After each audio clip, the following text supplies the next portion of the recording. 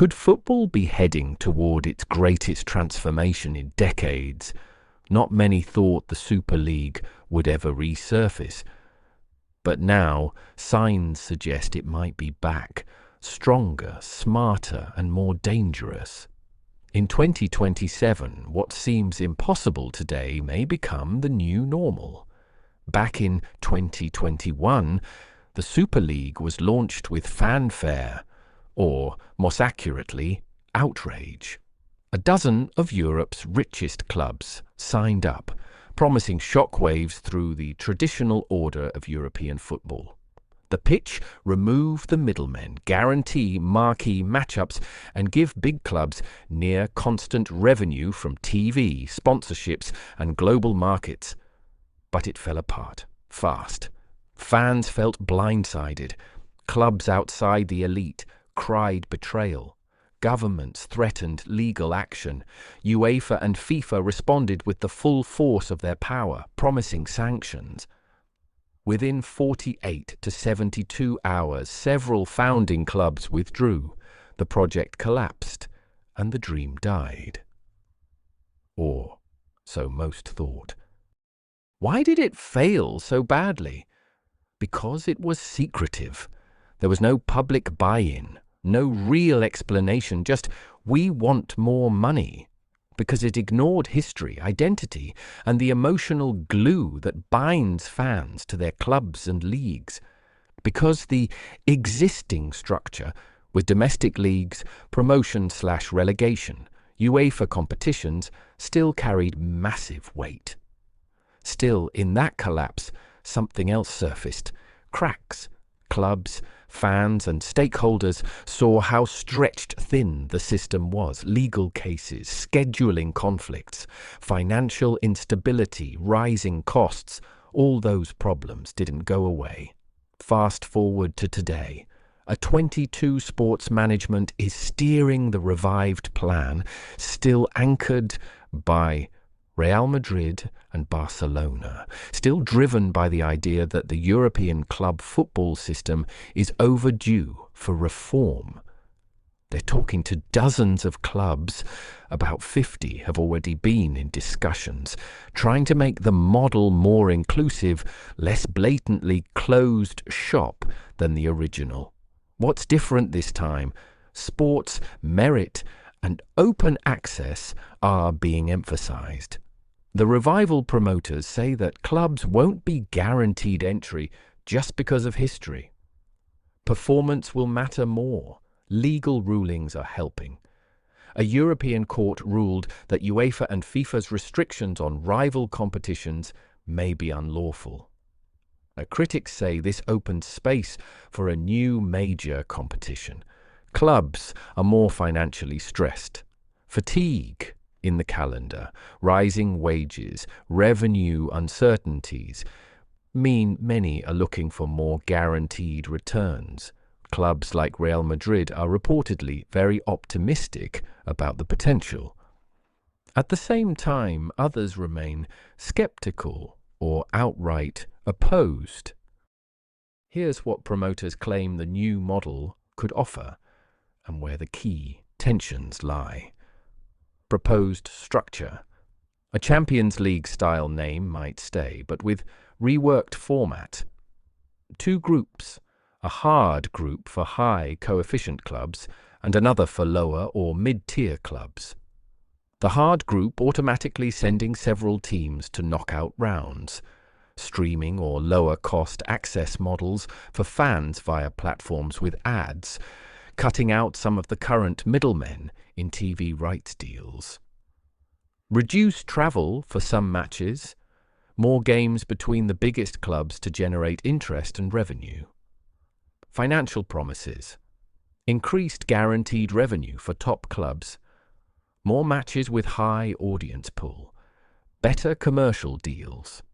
Potentially more stable income streams, especially for clubs in the hard group who risk otherwise being squeezed by small markets, poor TV deals, or less favorable scheduling.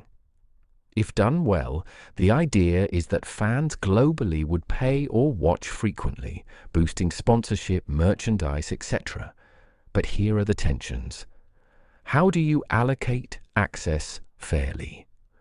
If only top clubs get in, or only they get consistent exposure, then the rest get starved. If streaming becomes cheap/free with ads, revenue per viewer drops, so you need massive scale. Can smaller leagues or clubs deliver that scale? Player fatigue, calendar congestion, extra matches, more high-intensity matchups, possible injuries or burnout. What clubs think? Supporters, opponents, and those in the middle, supporters and backers, Real Madrid and Barcelona, remain central. They see this as a chance to reshape power in European football, both on the field and financially. Smaller or mid-tier clubs have been part of discussions. Some see opportunity, more exposure, potentially more revenue, more games against big names, which means higher ticket and merch sales. Opponents and critics. La Liga has strongly objected. They warn that this model will destroy national leagues, citing concerns that many clubs outside the elite will see dramatic revenue losses. The European Club Association, ECA, led by PSG's Nasser Al-Khelaifi, has dismissed revival plans as disruptive. He argues only very few clubs truly want this, and many are rightly concerned about loss of competitive balance. Atletico Madrid's CEO has spoken out about the uncertainty caused by these proposals, particularly for players' health and the overloaded calendar. Those in the middle. Some clubs aren't publicly committing either way. They recognize something needs fixing: scheduling pressure, unequal revenue distribution, and the growing dominance of top clubs.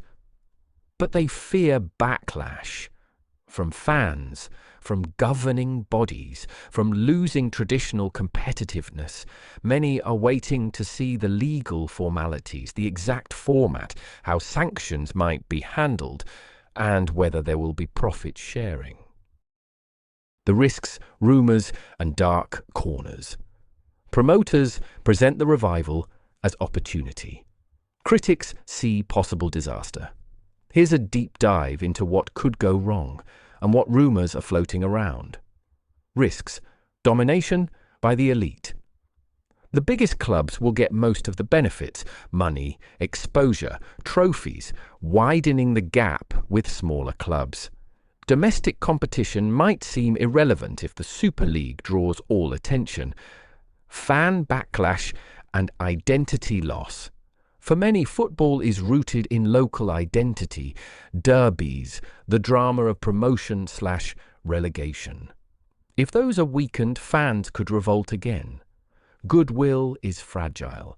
Legal regulatory bottlenecks, UEFA, FIFA, national leagues and associations may block or sanction clubs who participate in alternative competitions. The political cost is real. Player welfare, more high-stakes matches, shorter recovery, longer travel. Elite performance may drop. Injuries could mount. Players might get overloaded. Financial inequality. Smaller clubs might suffer.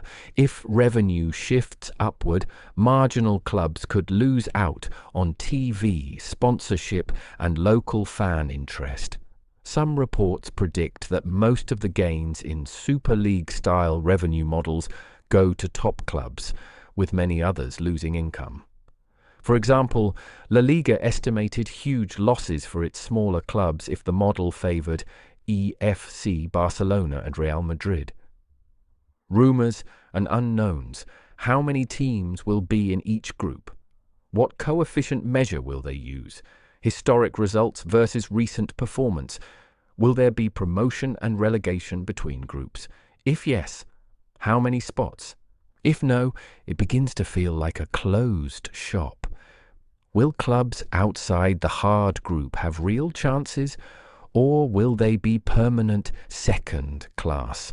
What about national cup competitions, domestic leagues? Will their relevance shrink?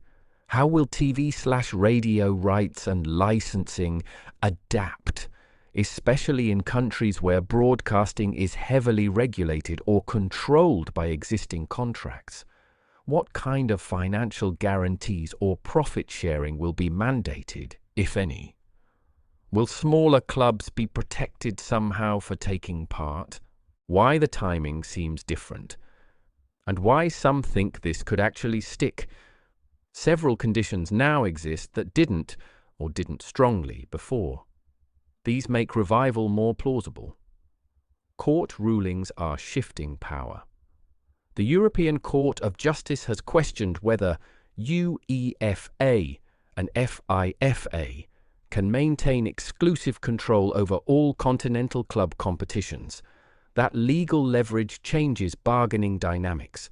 Broadcasting revenue is already increasing. Major TV cycles, 2027 to 2033, are expected to generate more money for European club competitions. Clubs don't want to be left behind. Global audience and streaming tech, more fans around the world, better infrastructure, more appetite for digital content, premium matches, globally accessible streams, financial pressures on clubs, rising wages, costs of operations, player transfers, maintaining infrastructure. Some clubs are looking for more predictable income rather than chasing uncertain TV deals or tournament payouts. UEFA's own moves. The Champions League is expanding and changing formats. Broadcasters and clubs are pressing for innovation. Some of the Super League necessities are being partially addressed already, which might make the full revival feel less radical. Real-world consequences. Who wins? Who loses? What might change? Immediately thinking ahead, if the revived Super League or heavily modified version launches, here's what could happen in short and medium term. Who wins? Top clubs. Real Madrid, Barcelona, maybe Manchester United, Bayern if they join. Stable revenue, more high-profile matches, commercial expansion, clubs in big leagues with existing brand power and international following will benefit most from streaming, sponsorship, global merchandising, media corporations/platform owners who gain rights to streamed matches. If the model favors cheaper or ad-supported streaming, there's opportunity there. Who loses? Smaller clubs, especially those in smaller leagues, or those with weaker UEFA coefficients. Their TV rights, sponsorship, matchday revenue may decline sharply if fan attention shifts. Domestic leagues might decline in relevance, especially the mid-table and lower clubs who depend on national derbies and local support. Fans of less glamorous clubs may lose matches versus top clubs. Upset stories might become rarer if top clubs consistently dominate. What changes immediately? Restructured scheduling, fewer mid-week grueling matches for top clubs, or more top club versus top club matches replacing easier ones. Travel may be optimized. Contract demands from players, wages, rest time, health. Players' agents will demand protections in new contracts, pushback from national federations, possible legal cases, threats of withholding broadcaster agreements, risk of losing government support if sports bodies feel national interest is harmed. So, where does this leave us? The Super League revival could be one of two things, or more realistically, somewhere in between. A transformative moment, a fairer, more exciting European club football phase with bigger matches, improved fan access and revenue models that reward performance and creativity. A dangerous move.